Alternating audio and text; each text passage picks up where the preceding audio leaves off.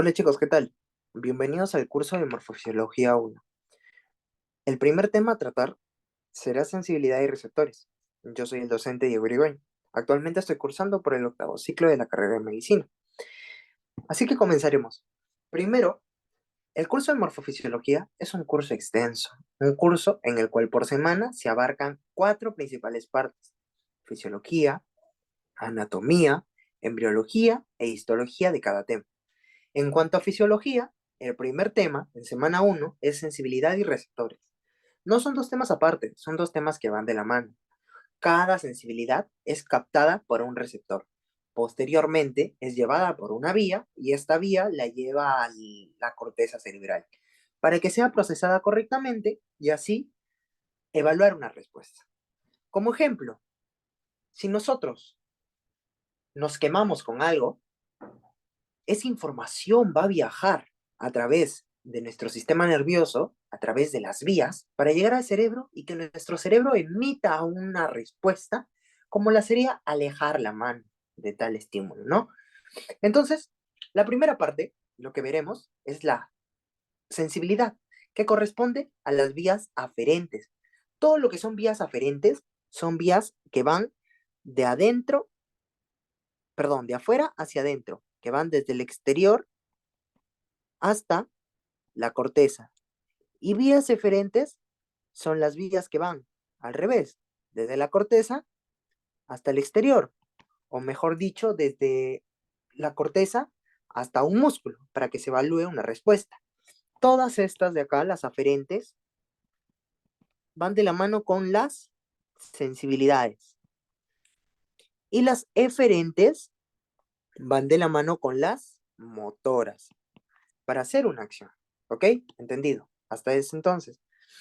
Para comenzar a hablar de sensibilidad, primero tenemos que definirla. ¿Cómo definimos sensibilidad? Sensibilidad no es más que un reconocimiento consciente. Nosotros vamos a estar conscientes de recibir una información. Información que puede venir o del exterior o del interior. En base a esto se van a clasificar también los receptores. El receptor se puede subdividir en 5 tipos básicos según su modalidad, 3 tipos según su localización y 2 tipos según su estructura. El receptor es gracias al cual nosotros vamos a captar esa señal. Si queremos verlo esquemáticamente, el proceso de la sensibilidad es así. Un estímulo X es captado por un receptor. Aquí tienes tu receptor, ¿ok? Va por una vía y la vía llega a la corteza.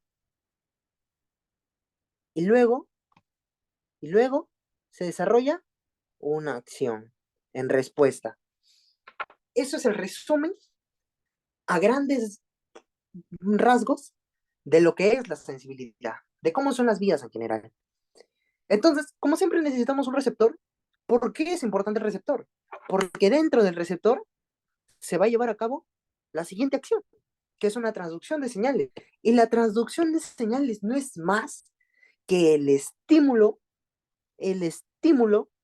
que se dio para que el receptor se active, se transforme en energía eléctrica.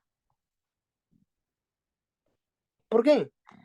Porque recuerden, chicos, recuerden, miren acá. Esto es un estímulo, ¿ok? Esto de acá es un estímulo. El estímulo está siendo captado por el receptor, ¿ya? ¿Ok? Este estímulo va a generar una apertura de canales que van a llevar a que se dé una despolarización, ¿ok? Y esta despolarización se traduce como un potencial de receptor. Luego, si es que este potencial de receptor llega a superar el umbral, ahí recién se propaga a toda la fibra nerviosa. ¿En forma de qué? Un potencial de acción. Como debemos recordar que en el segundo ciclo era necesario un potencial de acción para iniciar una respuesta eléctrica en nivel de las fibras nerviosas y se propaguen, ¿no? Esto es lo que hace el receptor, convertir ese estímulo en un potencial. Eso es lo que significa transducción de estímulos, ¿ok? Luego tenemos otras dos características claves, la sensibilidad diferencial y el principio de la línea marcada. La sensibilidad diferencial, ¿a qué se refiere? A que cada receptor, cada uno de los receptores, es activado por un estímulo específico. ¿A qué me refiero con esto? Por ejemplo, miren esta tablita. Tenemos muchos receptores, muchos receptores, ¿ok? Por ejemplo, tenemos los receptores visuales, los receptores auditivos, los gustativos, etcétera. ¿Ok? En este momento no vamos a revisar, más adelante lo veremos. Pero lo que importante de acá es de que cada uno de los estímulos es activado por alguien. Por ejemplo, la visual por la visión, por la luz. La audición por el sonido. El gustativo por la química. Olfatorio también por la química. ¿A qué nos referimos esto? A estímulos químicos, ¿ok? Bueno, cada uno de esos estímulos, cada uno de estos estímulos es específico para un receptor. Y esto es a lo que se le da el nombre de sensibilidad diferencial. Y luego tenemos el principio de la línea marcada. ¿Qué quiere decir esto? De que luego de que este receptor capta este estímulo, luego de que este receptor capta este estímulo, envía su señal a una vía nerviosa o a una fibra.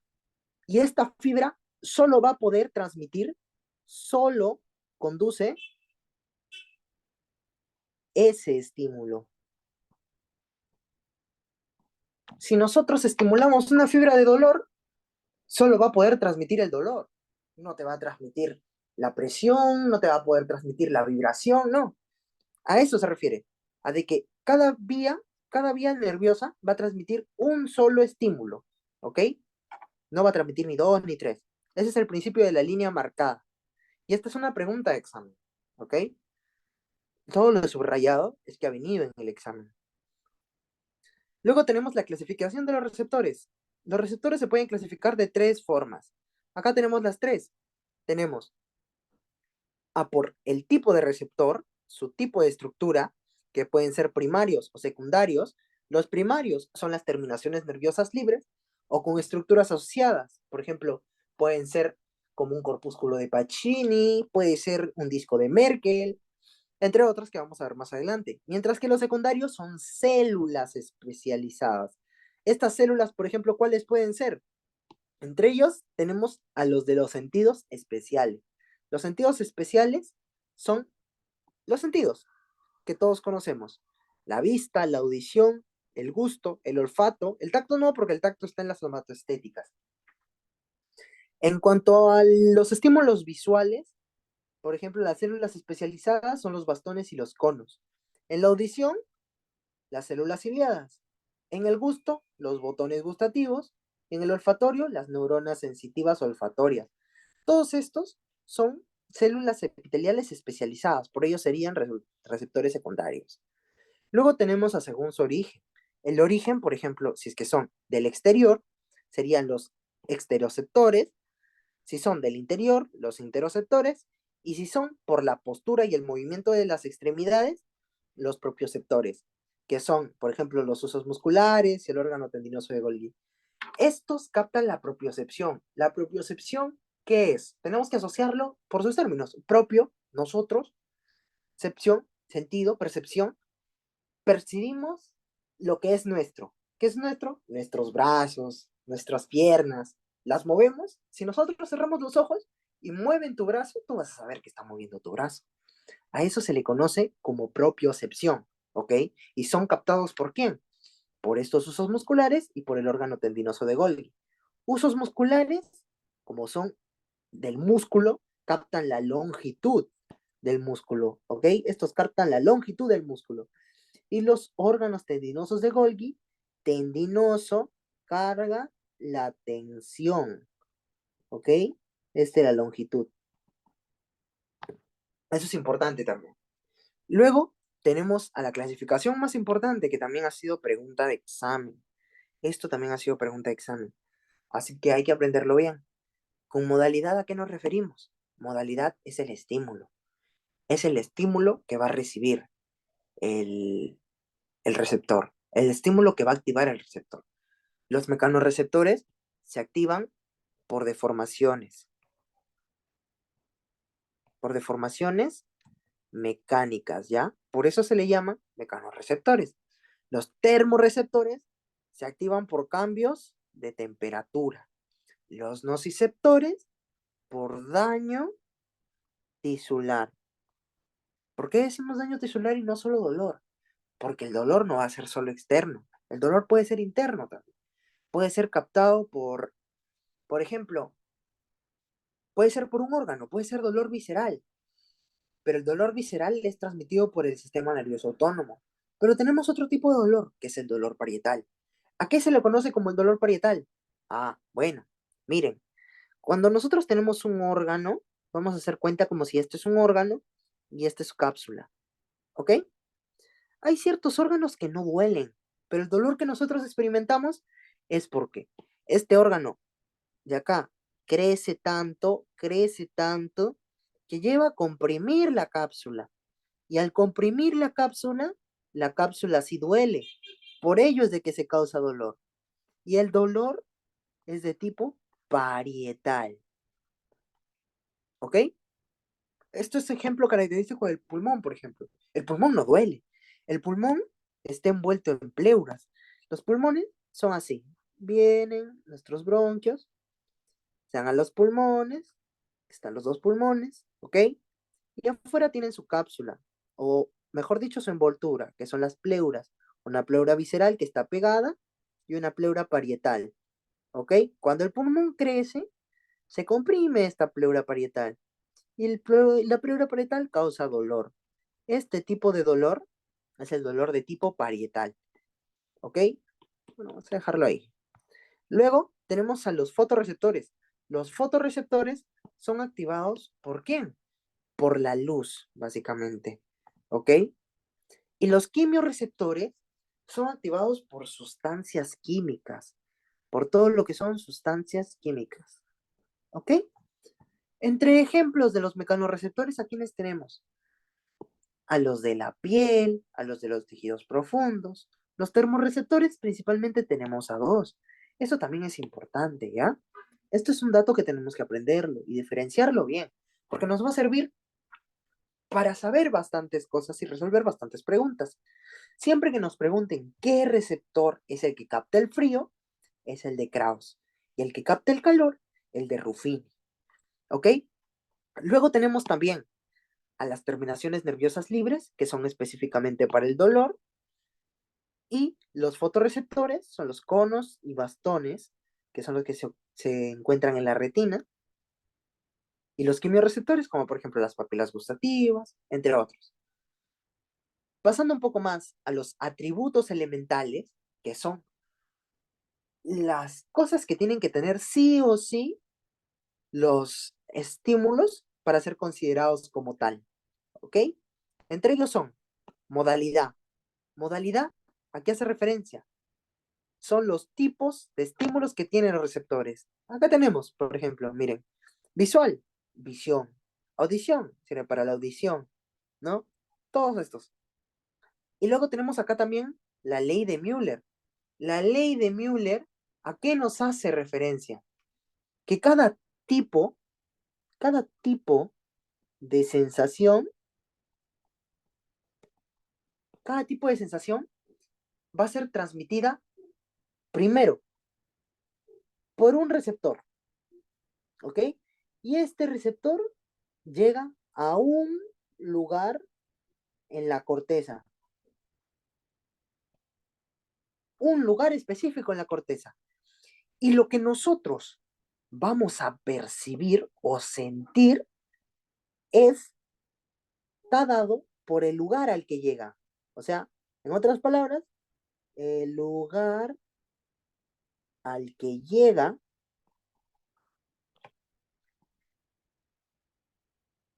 el estímulo nervioso condiciona el tipo de sensación. ¿Ok? Ya. Eso es lo que nos hace referencia a la ley de Müller. No ha sido preguntado hasta ahorita, pero puede que te lo pregunten en clase. Y es clave que lo tengas en cuenta. Esta es una tablita que hice para clasificarlo a manera general, los tipos de receptores, su modalidad, el estímulo que necesitan, la clase de receptor que son y el tipo de célula receptora, es decir, cuál es el receptor como tal. Por ejemplo, vamos acá, estos de acá que están de un color es por una razón, porque pertenecen a los estímulos especiales. Los estímulos especiales, los o las sensaciones especiales hacen alusión a los sentidos, ¿ok? Y los otros son las sensaciones que son las somatoestáticas, que son las de acá. Estas de acá hacen alusión principalmente a lo que es el tacto, ¿ok? El tacto, dolor, entre otros, etcétera. ¿Ya? A esta se le conoce como somatoestáticas. Las otras son también conocidas como somatosensoriales, ¿ya? Bueno, acá está a grandes rasgos, que bueno, esto ya lo pueden leer ustedes, que es básicamente un resumen de lo anterior, ¿ya? Luego tenemos a los otros parámetros que son parte de los atributos elementales. La modalidad, el primero. El segundo, la localización. Tercero, la intensidad. Y cuarto, la duración. ¿A qué nos referimos con esto? Vamos a hablarlo, cada uno de ellos. La localización nos hace referencia básicamente a que cada receptor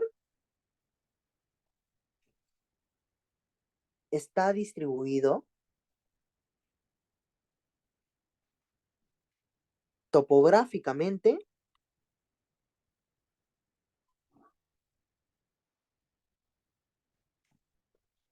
en la corteza. ¿Y esto cómo se da?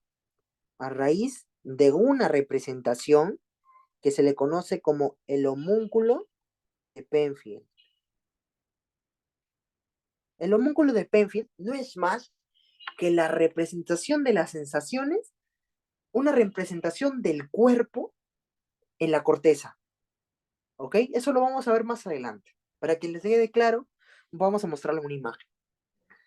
El tercer atributo es la intensidad. La intensidad hace alusión a qué tan potente es el estímulo. Puede ser un estímulo con baja intensidad, un estímulo con mucha intensidad, y eso va a deberse principalmente a dos cosas, o a dos tipos de sumaciones, que son la sumación espacial y la sumación temporal. Ambos son necesarios para que haya una mayor intensidad. Una mayor intensidad está principalmente por estos dos, ¿ok? Pero antes de entrar a ellos, tenemos que definir en la intensidad un término clave, que es el umbral. El umbral de intensidad. Todo estímulo necesita un umbral para ser detectado. Entonces, ¿cómo definiríamos el umbral? Como el estímulo más bajo que puede ser detectado.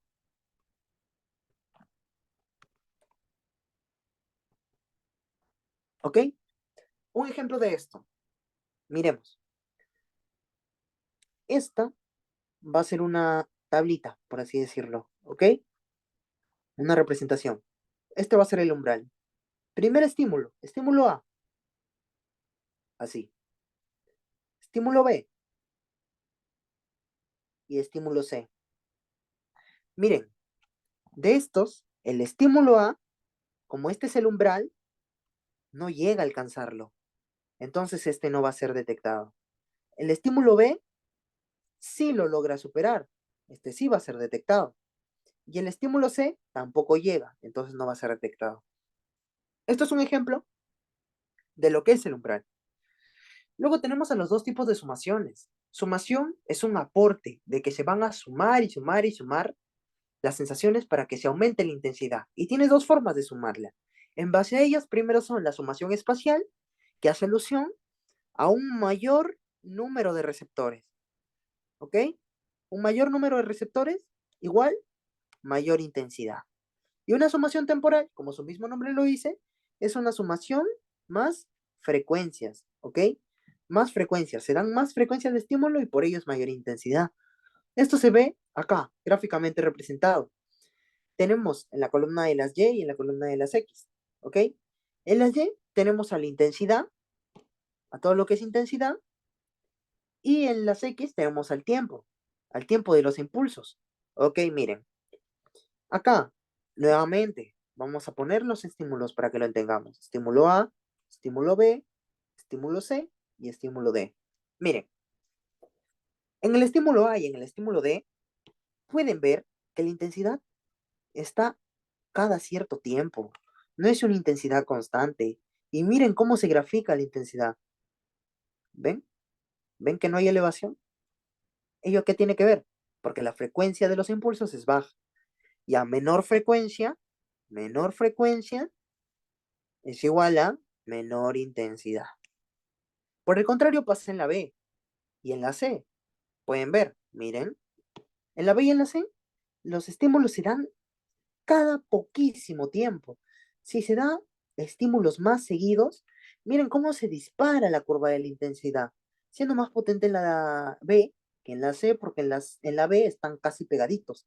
Acá pueden verse separados, ven que se ven unos pocos separados, acá todos parecen estar unidos.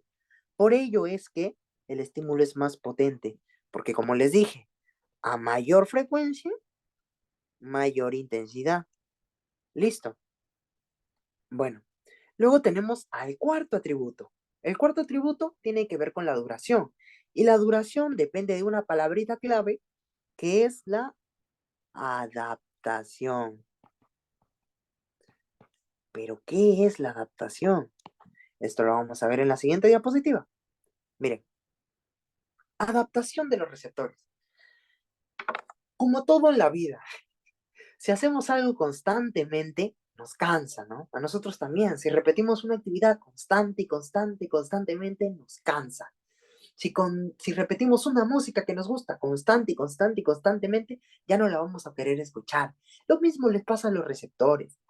Si es que nosotros les hacemos muchos estímulos, si lo hacemos un estímulo continuo por mucho tiempo, este receptor va a decir, no, hasta acá llega la señal, no la vamos a transmitir más. Y se adapta, lo considera normal.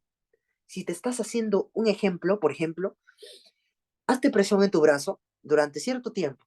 Al comienzo lo sientes. Luego, si lo sigues teniendo ahí, el estímulo va a pasar a ser imperceptible. ¿Por qué? Porque se da este proceso de adaptación de los receptores. Puede ser parcial, de a pocos, o puede ser total, desapareciendo totalmente el estímulo. Esto entonces se da de dos formas, según los dos mecanismos que son el mecanismo de adaptación, de acomodación y el de deformación. En el de acomodación tiene que ver con que se reacomode el líquido que está dentro de la célula. Nosotros hacemos presión, miren, por ejemplo, hagamos cuenta que esta es una fibra nerviosa, este es un receptor, ¿ya? Nosotros hacemos presión acá, entonces esta fibra pasará a ser así. Uy, lo siento. Esta fibra pasará a ser así, ¿no? Mientras más presión hacemos, todo el líquido que está dentro, primero se desordena, pero posteriormente todo se va a volver a la normalidad, todo se va a reacomodar. Ese es un proceso de acomodación. Y la deformación tiene que ver con que simplemente se amolda, se acostumbra a estar de esta forma el estímulo. Y por ello que se cierra la apertura de canales que normalmente cuando llega esta deformación se aperturan los canales y al aperturarse los canales genera ese impulso eléctrico. Pero acá ya no, acá se cierran los canales, y como se cierran los canales, ya no hay impulso. Y por ello que se dan los dos procesos, ¿ok? Ahora vamos a ver que según esta adaptación también se pueden clasificar los receptores. Receptores de adaptación lenta o receptores de adaptación rápida. Los de adaptación lenta, como su mismo nombre lo dice, son capaces de adaptarse, acostumbrarse al estímulo en minutos, horas o días, mientras que los de adaptación rápida lo hacen en segundos o incluso en milisegundos, ¿ok? Por ello, es que también a los de adaptación lenta se les conoce como los receptores tónicos o de intensidad. ¿Por qué? Porque miden la intensidad del estímulo, ¿ok? Mientras que los receptores rápidos son conocidos como fásicos de velocidad o de movimiento. Porque un receptor que nosotros se adapte lentamente nos va a servir para mantener un estímulo o transmitir un estímulo que se mantiene con más tiempo, un estímulo continuo. Mientras que uno de adaptación rápida simplemente nos sirve para mantener, o mejor dicho, nos sirve para detectar cambios en el estímulo. Los cambios son detectados por estos procesos de adaptación rápida.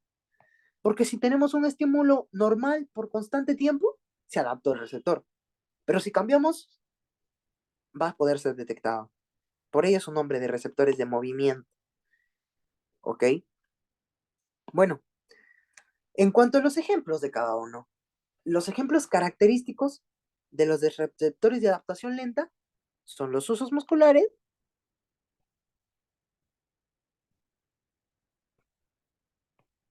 o el órgano tendinoso de Golgi. Este no es el aparato de Golgi, por si acaso no se vayan a confundir. Este es el órgano tendinoso de Golgi. ¿Ok? También tenemos otros, como pueden ser la mácula vestibular, el dolor, los receptores del dolor, los nociceptores, los varoreceptores o los quimioreceptores. En cuanto a los de adaptación rápida, el más característico es el corpúsculo de Pacini. Es un receptor profundo y es el más rápido, el más sensible también. También tenemos a los de Maser que se adaptan rápidamente. Y como les había dicho, para el estímulo adecuado para los de adaptación lenta son los continuos. Y los de adaptación rápida en los que hay cambios. De hecho, cuando cambia la situación, cuando no se mantiene constante. Y acá tenemos una gráfica, miren chicos, una barra de impulsos nuevamente y una barra de segundos. Acá podemos ver a los corpúsculos de Pacini, que como les había dicho, es el receptor que se adapta más rápidamente.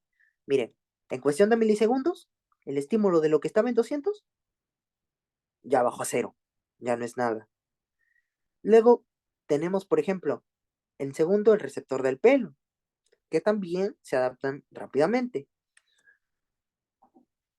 Y luego tenemos a los de adaptación más lenta, que es un estímulo continuo, un estímulo que perdura en el tiempo, puede ser horas, puede ser días, como el de los osos musculares y los receptores de la cápsula articular, como lo son el órgano tendinoso de Golgi. Ahora también es importante que nos vayamos a hablar de la corteza somatosensiva o somatosensitiva o somatosensorial, como quieran llamarle. Para ello tenemos este esquemita. Miren, esto es un cerebro, como no todos debemos saber, ¿ok? Acá tenemos un surco característico, un surco, una grieta, como quieran llamarle. Esta grieta nos va a servir bastante como referencia y se le conoce como surco central o también de Rolando, ¿ok? Esta es la parte anterior, esta es la parte posterior. Entonces, esta de acá todo esto de acá es la corteza somatosensitiva.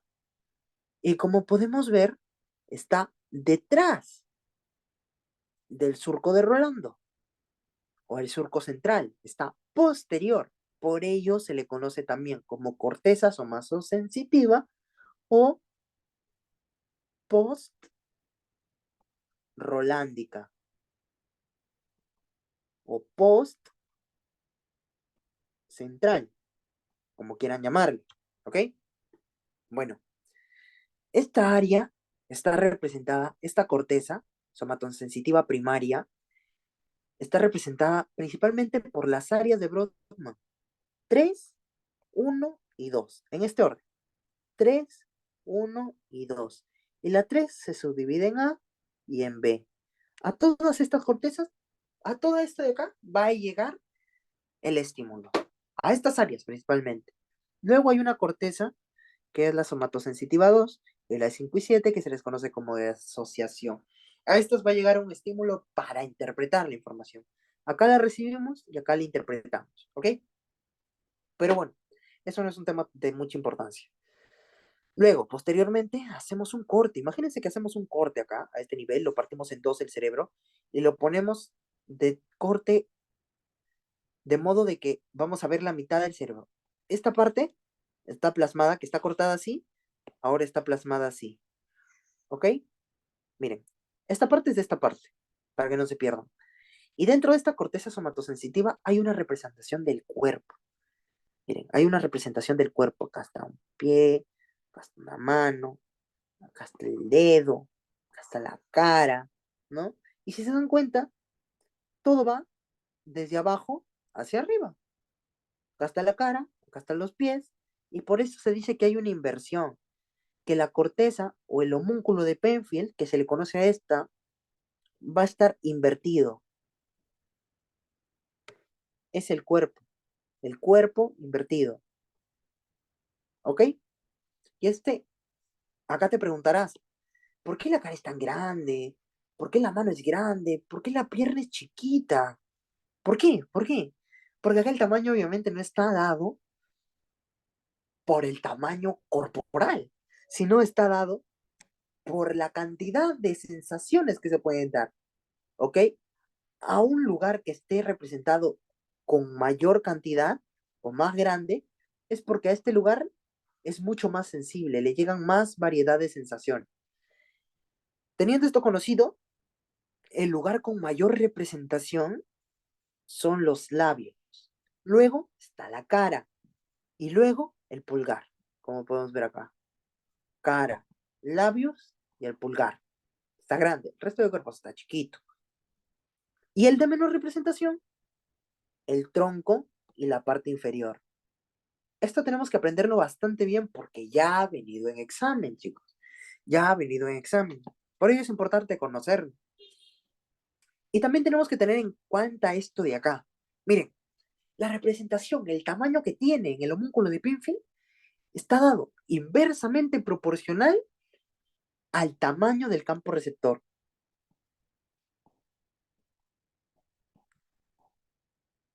Del campo receptor. Y está dado directamente proporcional a la densidad de receptores. ¿A qué nos referimos con esto? Miren, chicos. Miren, chicos. Para ello, vamos a hacer un pequeño esquemita aquí. Digamos que esta es una mano, ¿ok? Disculpen si no dibujo tan bien, pero digamos que esta es una mano. Ya. Acá en esta mano vamos a encontrar muchos receptores. Muchos receptores. Cada puntito es un receptor. Cada puntito es un receptor. ¿Ok? Y cada receptor tiene un área donde puede ser estimulada. Y esa área se le conoce como campo de receptor. ¿Ok? Miren, miren, cada circulito rojito. Y por otro lado, tenemos a una espalda. Vamos a cuenta que esta es una espalda, ¿ok? Ya, bueno, esta es una espalda. Y acá tenemos menos receptores. Tenemos uno acá, otro acá, otro acá, otro acá. Y los campos son más grandes. Es esquemáticamente, ¿ah? No vayan a pensar que hay 4 receptores en la espalda. Esquemáticamente, para que noten la diferencia. Miren, entonces teniendo este esquema aquí, vamos a ver, ¿en cuál hay mayor cantidad de receptores? En la mano, ¿cierto? Entonces se dice que hay, lo siento, se dice que hay mayor densidad de receptores. Y el área del receptor, de cada receptor que es estimulado, es más pequeña. Entonces, menor campo de receptor. Mientras que en la espalda, lo contrario. Hay pocos receptores, entonces hay poca densidad y hay un mayor campo. Los campos son más grandes. Entonces, teniendo en cuenta esto, entre la mano y la espalda, ¿cuál está más grande acá en el homúnculo de Penfield? La espalda casi ni se ve y la mano está grande. Entonces, acá ponemos en evidencia esto, que la representación está inversamente proporcional al tamaño del campo receptor, es decir, mientras menos campo, más representación, y es directamente proporcional a la densidad del receptor, es decir, a más densidad, más tamaño, más representación. Luego, para ello, como ya tenemos que saber, a la corteza somatosensitiva llega todo tipo de sensaciones para ser interpretadas, todo tipo de sensaciones. Tenemos a las sensaciones de propiocepción, a la de la vibración, tenemos a la de la presión, para diferenciar pesos, todo llega a la corteza. Incluso también la del dolor y la temperatura. Pero de todas ellas, la del dolor y la temperatura también son interpretadas en otros lugares. Por ello, es de que esto es clave, miren. Si hay una escisión bilateral, si dejamos de funcionar las cortezas, tanto del lado derecho como del lado izquierdo, se van a afectar todos los tipos de sensibilidades, menos la del dolor y la de la temperatura. ¿Por qué razón? Porque les dije que estos pueden ser interpretadas en otros lugares. Entonces, si nos viene una pregunta que ya ha venido, por ello es importante que esto lo subrayemos. Si nos viene una pregunta, chicos, llega un paciente que ha sufrido un trauma cerebral y con ello una escisión bilateral de la corteza. Es decir, la corteza no puede funcionar, la corteza somatosensitiva. ¿Qué tipo de sensación no se ve afectada? La analgésica, por ejemplo, y la termoalgésica. ¿Ok? Que son el dolor y la temperatura. Sencillo, sencillo, chicos. Bueno, esto es un datito que también tenemos que saber bastante, que ha venido, que ha venido. Porque fuera muy bonito si solo se quedara ahí, de que debemos conocer que la corteza somatosensitiva, todos llegan al área 3, 1 y 2. Ya. Pero miren, miren esto. Este cortecito de acá, o bueno, todo esto de acá, vamos a pasarlo acá. Es lo mismo. Miren, acá está el área 3, que se divide en A, en B, acá está. Luego pasa el área 1, el área 1 está acá, 2 acá, 5 acá, 7 acá. Esto es igualito que este, el surco central rolándico, y este, el surco poscentral, que es el surco de acá. Ya, entonces teniendo esto en cuenta, esto solamente para que nosotros sepamos esto, que al área 3A y al área 2 les llega principalmente información, pero ¿de quién? De la propiocepción, del posicionamiento de las articulaciones, del estiramiento muscular. Y a la 3A, principalmente del estiramiento, y a la 2, de la presión y la posición articular. Y a las áreas 3B y 1 les llega información de la piel, presión, dolor, vibración, todo lo que nos imaginemos de la piel, le llega ahí, a la 3B y a la 1. Esto ha venido también en examen, porque está subrayado. Recuerden que les dije que todo lo subrayado viene en examen. Y la 3B principalmente llegan receptores de adaptación lenta y rápida y a la 1 de adaptación rápida. Ok. Ahora vamos a clasificar los tipos de sensibilidad, que esto también suele venir en exámenes. Y es bueno que lo tengamos muy presente. Tenemos a la sensibilidad superficial, a la sensibilidad profunda y a la combinada, que es de las dos tipos. En la superficial, la dividimos en táctil y térmica. Y la táctil se divide en epicrítica y protopática. La epicrítica es un tacto fino, un tacto que podemos distinguir. Y la protopática es un tacto grosero, un tacto ligero, un tacto que nosotros tocamos la piel y ya está. Tocamos con dos dedos la piel y no distinguimos de qué manera o los dos estímulos que se dieron. En cambio, el tacto fino es un tacto que nosotros somos capaces de distinguir los puntos, dos puntos diferentes. Es un tacto más fino, un tacto más sutil, ¿ok? Recuerden, fino no es lo mismo que ligero. Podemos hacer una cosa a la ligera y no nos sale bien, un tacto haciéndolo por hacer. Eso no es algo fino, ¿no? En cambio, fino es algo refinado, algo distinguido, algo distinguible.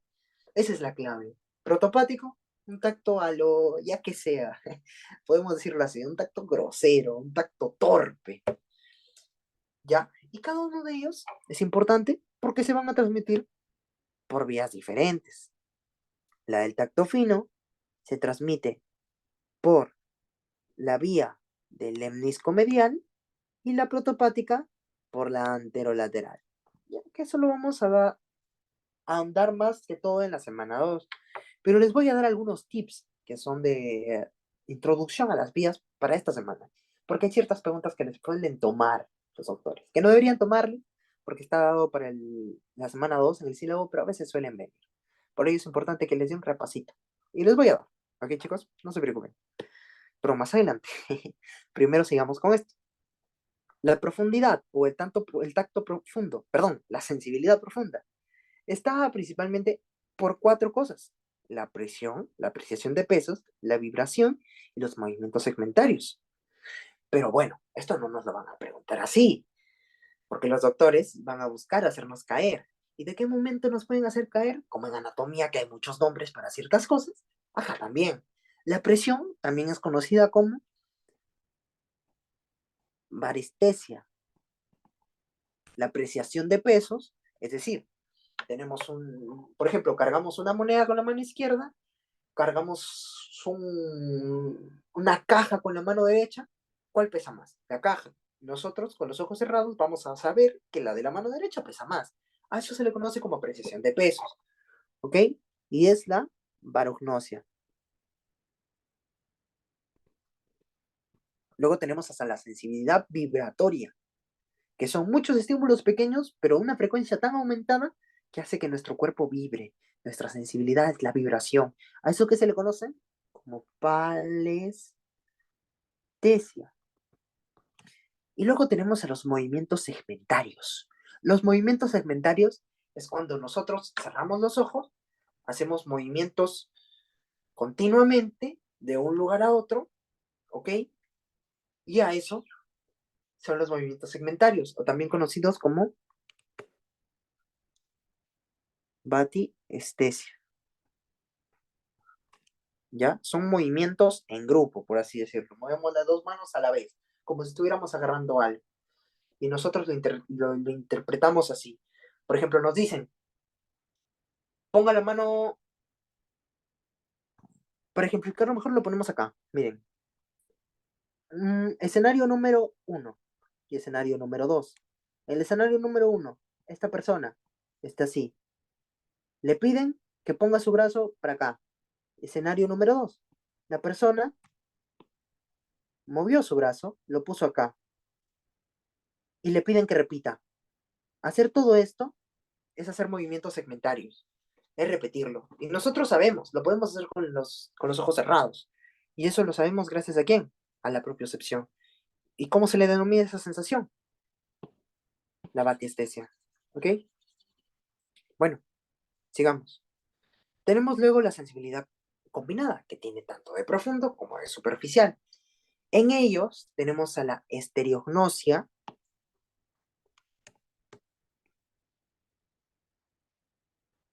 y a la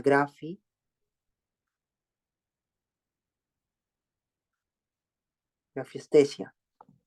La estereognosia es cuando nosotros nos dan un objeto conocido y con los ojos cerrados nos lo dan en la mano y nosotros somos capaces de identificarlo. Si lo quieres poner a prueba, agarra unas llaves, te la ponen en tu mano, cierras los ojos y con simplemente tocarlo ya sabes que son unas llaves. A eso se le conoce como estereognosia. Y la grafiestesia es cuando nosotros nos dibujan algo en la mano y nosotros sabemos que nos están dibujando. Nos dibujan una A y decimos que es una A, con los ojos cerrados, obviamente. Nos dibujan una I, decimos que es una I. Y a eso se le conoce como grafiestesia, ¿ok? Luego tenemos tipos de fibras. Uy, sorry. Tenemos tipos de fibras. En cuanto a los tipos de fibras, por ejemplo, hay las que son mielínicas y las que son amielínicas. Mientras más mielina haya, mayor velocidad.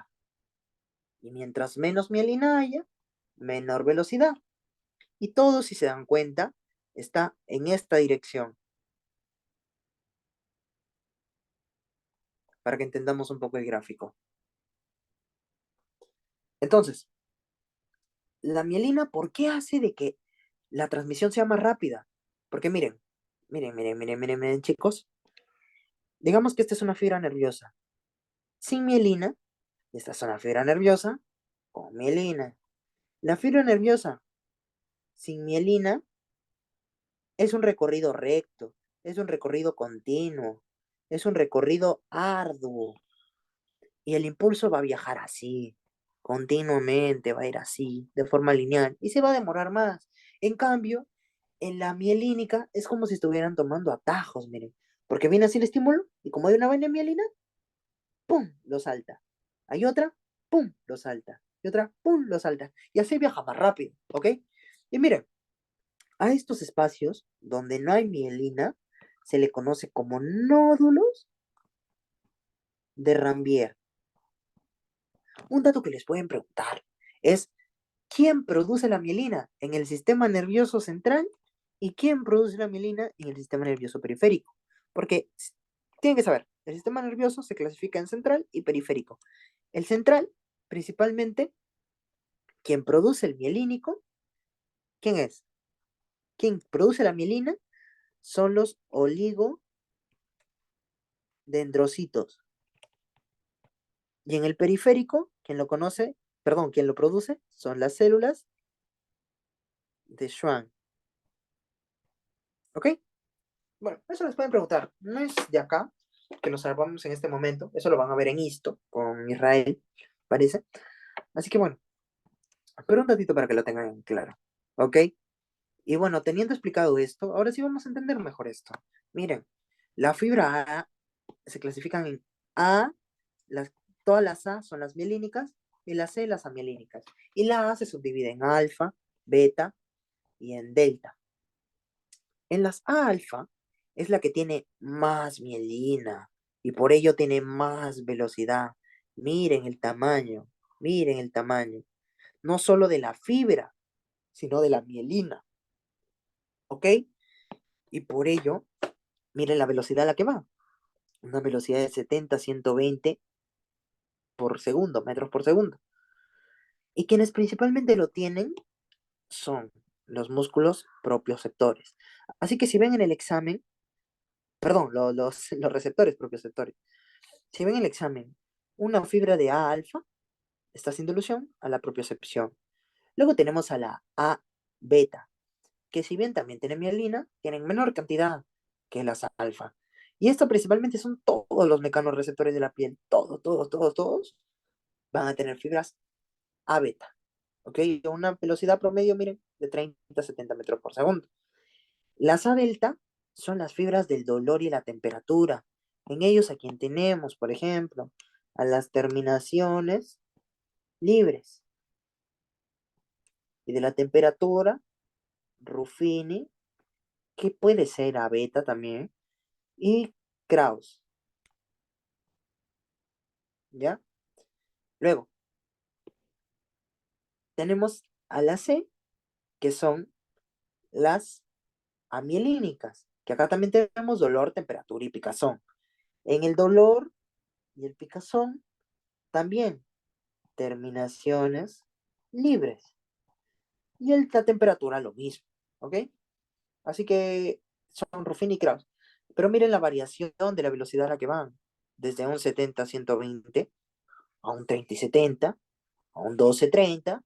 Mira la gran diferencia. A solo 0,5 y 2 metros por segundo. Es muy alta la diferencia. Pero esta es una clasificación que tenemos. Luego hay otra, que se le conoce como la clasificación de Erlanger-Gasser. Esta clasificación es muy preguntada por los doctores de teoría. Así que no me sorprendería que les pregunte. En esta, las de tipo 1 las dividen también tipo 2, tipo 3 y tipo 4. Pero no se compliquen la vida. Son equivalentes con la anterior clasificación mencionada.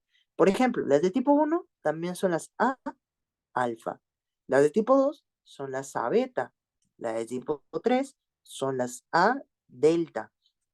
Y las de tipo 4 son las C. Y miren, esto es pregunta de examen también, aunque no lo crean. El tamaño. Las A alfa tienen de 16 a 17 micras. Las 2 o A beta de 8 micras promedio. Las de 3 a delta 3 micras. Y las de 4 C 0,5 a 2 micras. Este es el tamaño diámetro de la fibra como tal. Y estos son datos del Guyton, ¿ok? Son datos de buena bibliografía, así que son buenos que la tengan en cuenta. Esta clasificación nos subdivide lo que es determinación 1 de tipo 1 en tipo 1A y 1B. Las de tipo 1A para las terminaciones primarias de los huesos musculares, la 1B para los órganos tendinosos de Golgi. Y las terminaciones secundarias de los huesos musculares son parte de la A beta. Los receptores especializados de la piel para tacto y presión también son A beta o 2.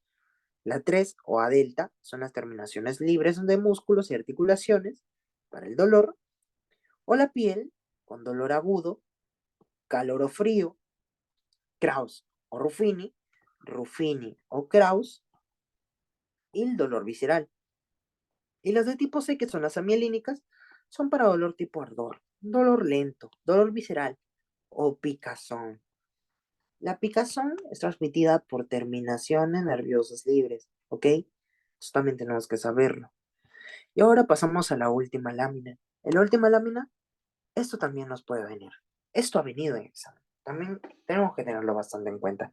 Miren, chicos, tenemos a los que se le conoce como discriminación de puntos. Cuando nosotros tenemos un compás, hay una distancia en la cual dos puntos son distinguibles como dos unidades, pero hay cierta distancia en la cual esos van a ser vistos como un solo estímulo. Digamos así, miren, este es un campo, este es una zona, esta es la misma zona.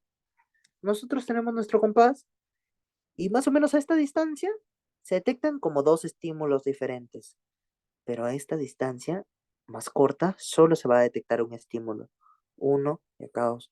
A eso se le conoce, a esto de acá se le conoce como discriminación de dos puntos. Y para que esto se cumpla, hay que tener en cuenta cuatro principales parámetros. Tiene que haber una elevada densidad de receptores, tiene que haber campos receptores pequeños, tiene que haber también menos convergencia de señales, tiene que haber una inhibición lateral. Estos dos puntos ya se los expliqué con la representación, ¿se acuerdan? Con la representación en el área, en el homúnculo de Penfield. Ya. Ahora en la convergencia de señales. Tenemos que saber distinguir dos términos. Divergencia y convergencia.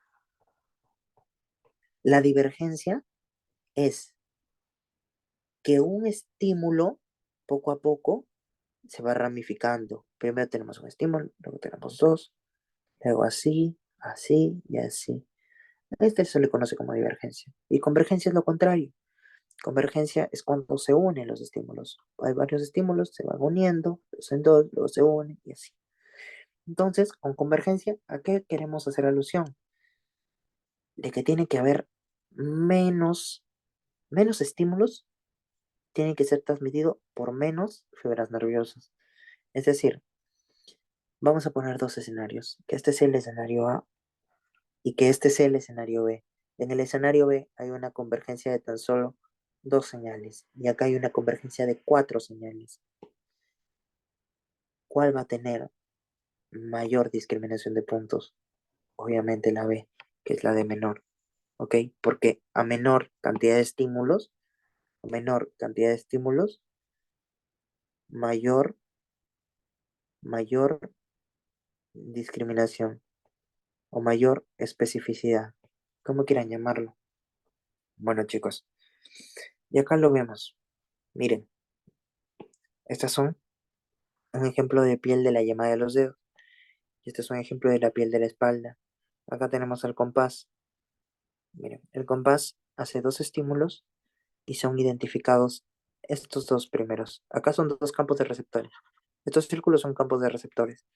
Miren, un estímulo, otro estímulo. En la yema de los dedos viajan así. Miren, viajaron así. ¿Y ven? Un estímulo, una señal. Dos estímulos, dos señales. Miren, son dos señales diferentes. Miren cómo llegan y la representación que tienen en el homúnculo. Y por el contrario acá, este es la espalda. La misma distancia estimula dos campos de receptores y miren cuántas señales llegan. Miren, uno, dos, tres, cuatro, cinco, seis, y al final convergen en una sola señal.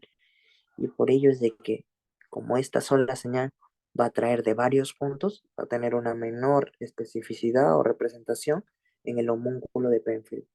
¿Ya? Y miren, chicos, esto de acá que les voy a explicar ahora es de la inhibición lateral. Inhibición lateral. Esto les había mencionado que era un término que teníamos que tener en cuenta. ¿Ok? ¿Y a qué se refiere con esto? Miren, cada neurona no es simple el recorrido.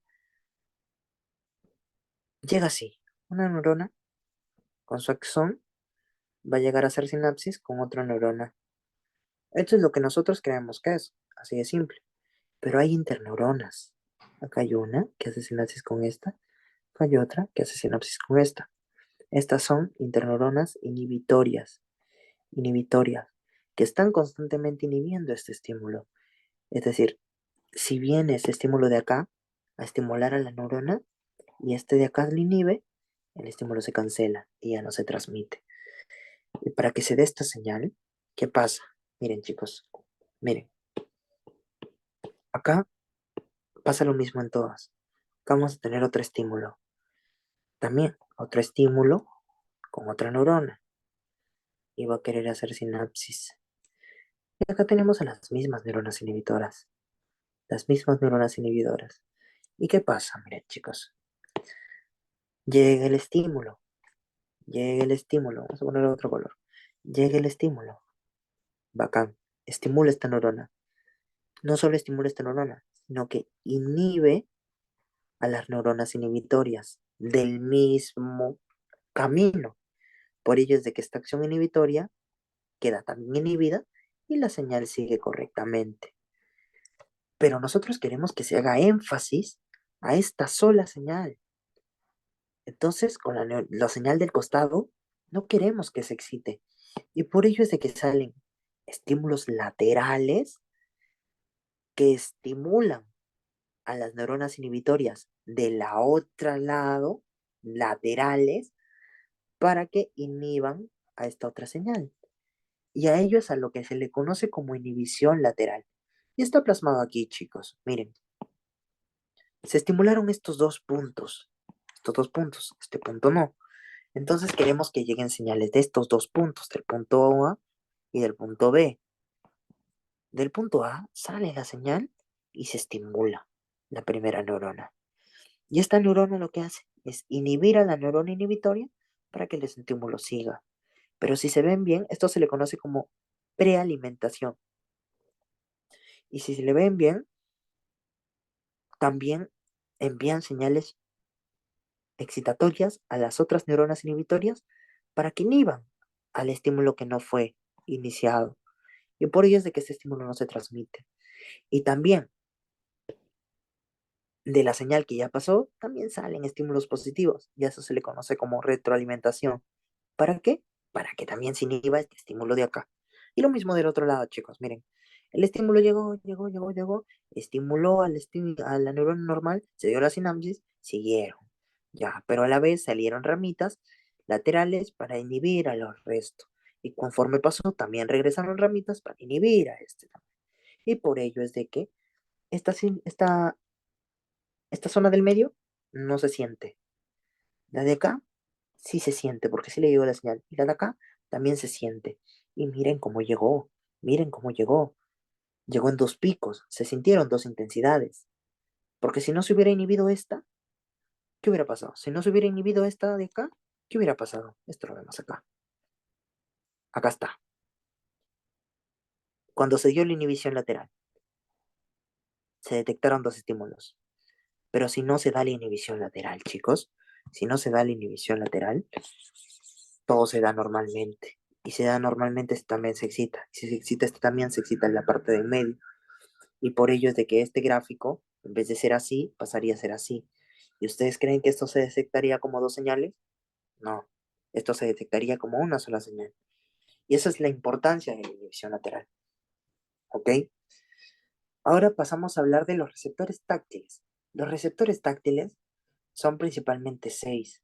Están descritos en el Guyton, que son las terminaciones libres, los corpúsculos de Meissner, los discos de Merkel, los receptores folículo-pilosos, las terminaciones de Ruffini y los corpúsculos de Pacini. ¿Ok? Bien, acá hay una imagen que podemos ver que las terminaciones nerviosas libres son superficiales, porque están acá. Luego los discos de Merkel también son superficiales. Los corpúsculos de Meissner también son superficiales. Pero, por ejemplo, los corpúsculos de Pacini están profundos, son profundos, ya no están en la epidermis, están en la dermis. Son profundos, son los más profundos de todos, ¿ok? Eso es lo principalmente resaltante de acá. Y ahora vamos a ver acá. El receptor, su tipo de fibra y lo que identifican. Las terminaciones nerviosas libres son A beta o receptores de tipo C, amielínicas, de transmisión lenta. Y como son de transmisión lenta, van a ser útiles para el cosquilleo y para el picor. El picor es la sensación de que algo está caminando en, en nuestra piel. Por ejemplo, una pulga. Cuando sentimos que una pulga está caminando, un insecto está caminando por nuestra piel, estamos haciendo uso de las terminaciones libres de adaptación rápida. ¿Ok? Esto ha sido una pregunta de examen. Luego tenemos a los corpúsculos de Meissner. El corpúsculo de Meissner también son de A beta. Todas son de A beta, conceptuando las terminaciones libres que son C. Los corpúsculos de Meissner están presentes en la piel lampiña.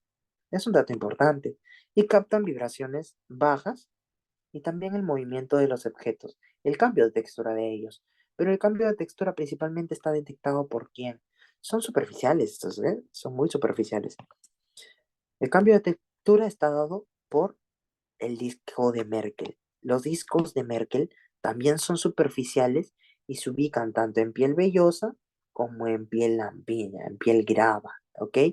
Los discos de Merkel son cuando se encuentran individualmente, pero cuando se encuentran en grupo, bastantes, se le conoce como cúpula de higo. ¿Ok, chicos? Ya eso es algo importante porque así se les vino en su examen. Estos identifican principalmente la superficie del cuerpo y la estructura o textura que tiene tal cosa. Y son los receptores tipo 1 de adaptación lenta, ¿ya?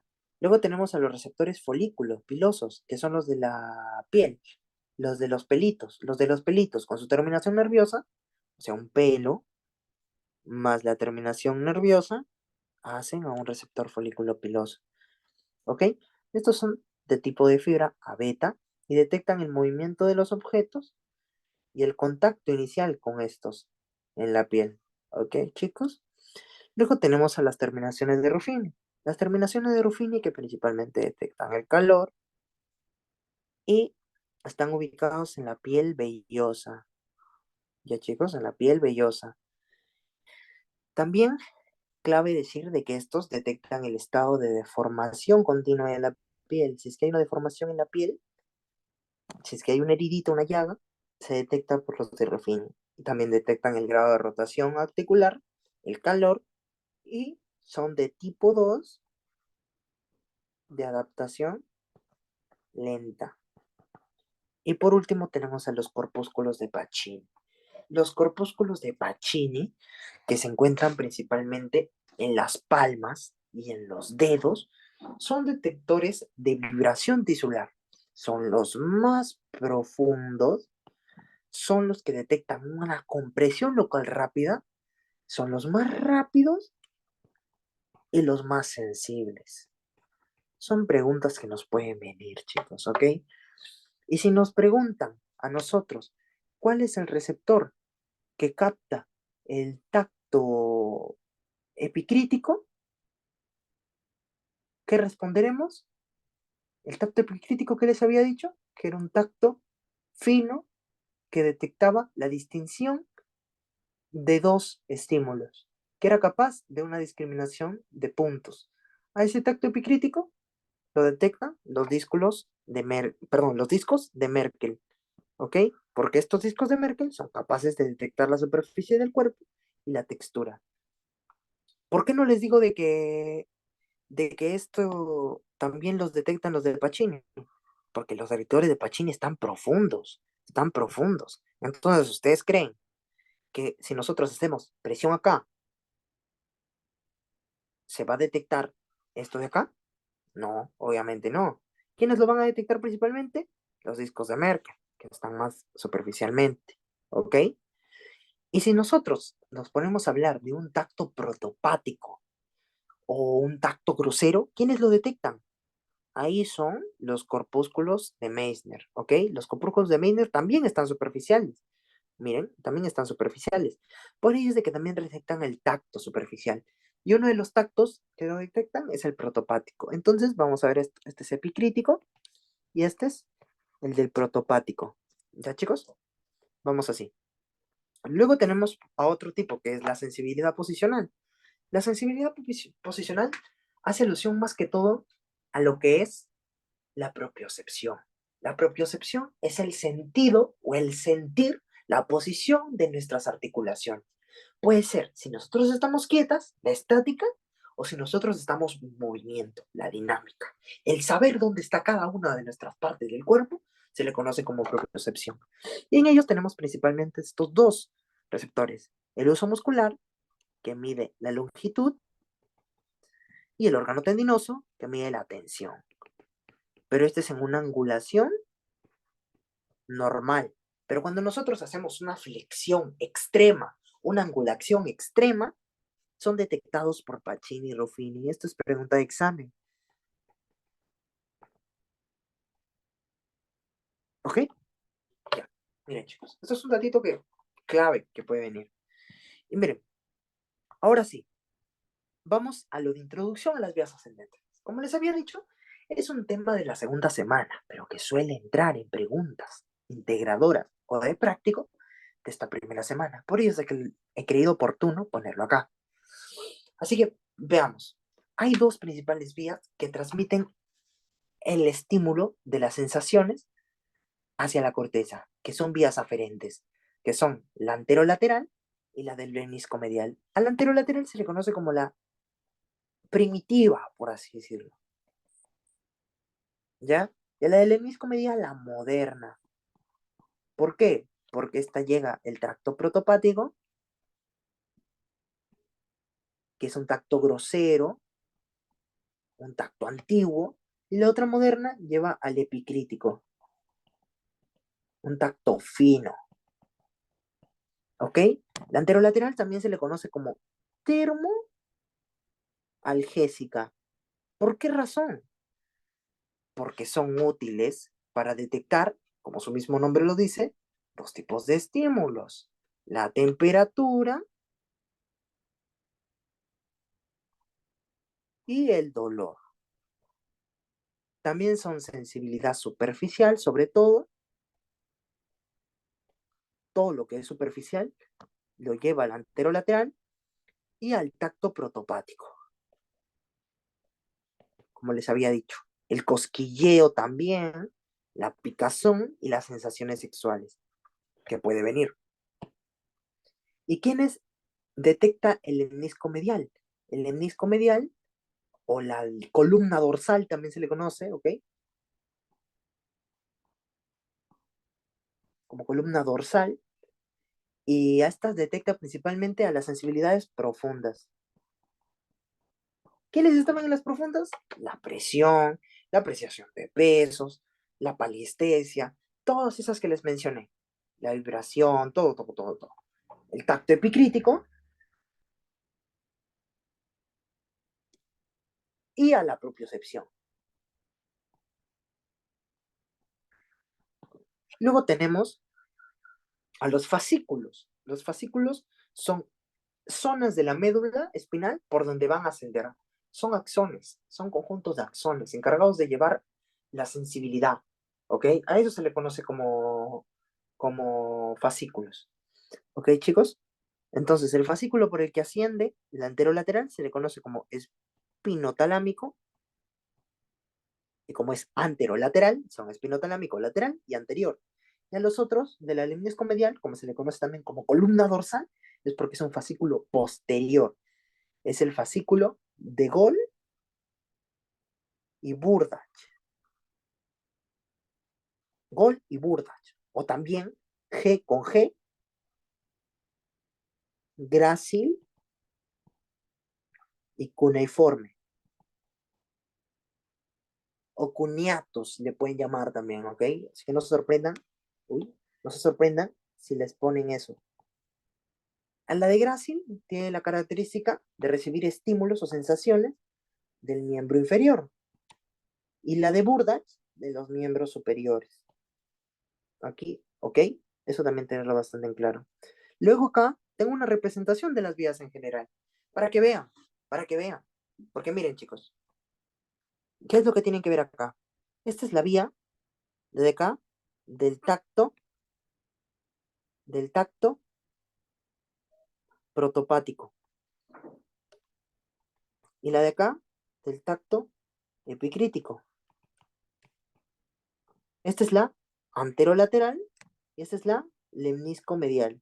Miren, el recorrido es así de sencillo. Llega el receptor, canta la información, va por las fibras y hay una primera sinapsis, una primera neurona. La primera neurona, ¿dónde está ubicada? Esta se le conoce como ganglio posterior. ¿Ya? Entonces está en el ganglio posterior. Luego sigue hasta el asta posterior. Entonces la segunda neurona, ¿dónde está? En el asta posterior. Y acá, si se ven, cruza, decusa. Este cruce se le conoce como decusación. Cruza hacia el otro lado, por delante del epidídimo, el conducto ependimario, y llega a subir por el fascículo o tracto espinotalámico lateral, hasta llegar al tálamo, donde está la tercera neurona, en el núcleo ventro-postero-lateral. Este llega. Y finalmente llega a la corteza, hasta la cuarta neurona, la corteza somatosensitiva primaria. ¿Ya? Ese es el recorrido simple del anterolateral. Y de la del menisco medial o columna dorsal, lo mismo. Miren, chicos, acá hay una sensación epicrítica, un tacto epicrítico, distinción de dos puntos. Los dos puntos se unen y viajan al ganglio dorsal. Entonces también en el ganglio dorsal está la primera, en el ganglio posterior. Luego llega la segunda neurona y miren, si se dan cuenta acá no hace sinapsis, acá sube por el tracto posterior. Este es el tracto posterior. Por ello es que sube y hace sinapsis en el bulbo raquídeo. ¿En qué parte? los núcleos de Gol-Burdach. Por ello es de que recibe este nombre, columna posterior, columna dorsal o de Gol-Burdach, o los núcleos grácil y cuneiforme. ¿Ok? Entonces, ¿dónde están? En los núcleos de Gol-Burdach, en el bulbo. La tercera neurona sigue el mismo recorrido. Va al núcleo ventroposterolateral y finalmente la corteza. ¿Ok? Entonces la tercera neurona, núcleo ventroposterolateral y la última en la corteza somatosensitiva primaria. Y esto es el recorrido de ambas vías, es lo que debemos saber. Y miren chicos, entonces bajo esa lógica, si ocurre una lesión, digamos, acá, ¿qué les voy a decir? A nivel de C6, ¿ya? Entonces de miembro superior, ocurre una lesión a la derecha. La pregunta dice, la pregunta dice, el paciente sufre una lesión a nivel de C6 del lado derecho. ¿Podrá sentir sensibilidad en el lado izquierdo? ¿Ustedes qué dicen? ¿Puede o no puede? ¿Puede o no puede?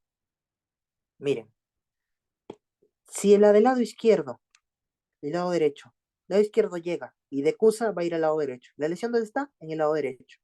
Entonces, no va a poder. Mientras que pasa lo contrario acá. Miren, chicos, si es que se lesiona el lado derecho y les hacemos la misma pregunta, ¿la sensibilidad podrá darse en el lado izquierdo? ¿Qué dicen ustedes? Acá sí, ¿no? Porque la columna, ¿en dónde decusa? ¿Dónde decusa este fascículo? En el bulbo, ya no en la médula. Entonces el lado derecho de la médula va a estar mal, pero no le va a importar al lado izquierdo, porque va a seguir. ¿Ok? Entonces eso, chicos. Eso es importante, que sepamos. Y esa clase de lesiones ya lo verán más bien con Israel. Y en la resolución de bancos también podemos hablar un poco más de eso. Pero es como darles una introducción. Luego tenemos al arco reflejo. El arco reflejo, chicos, es un arco involuntario. ¿Y por qué se le conoce arco reflejo? Porque es rápido. ¿Y por qué es rápido? Porque ya no va la señal hasta la corteza. Miren, tenemos un estímulo, un receptor, el estímulo va al receptor, se estimula una fibra aferente, va al ganglio dorsal, llega al asta posterior, y ahí nomás, y ahí nomás. Se recibe la señal, regresa hacia el músculo efector. Este es un arco reflejo, ya no sube, ya no sube. En la misma médula se va la respuesta. La médula es el centro integrador. Y hay dos tipos, monosináptico y polosináptico. Monosináptico libre, porque hay una sola sinapsis entre la aferente y la eferente, y la polisináptico, porque hay varias sinapsis. Hay una interneurona de por medio. Es decir, el estímulo llega, hace sinapsis con la interneurona, luego la interneurona con la neurona motora y se realiza la acción. ¿Ok, chicos? Bueno, eso es lo simple. Esto es todo lo correspondiente a la primera clase. Muchas gracias, chicos. Nos vemos en la siguiente.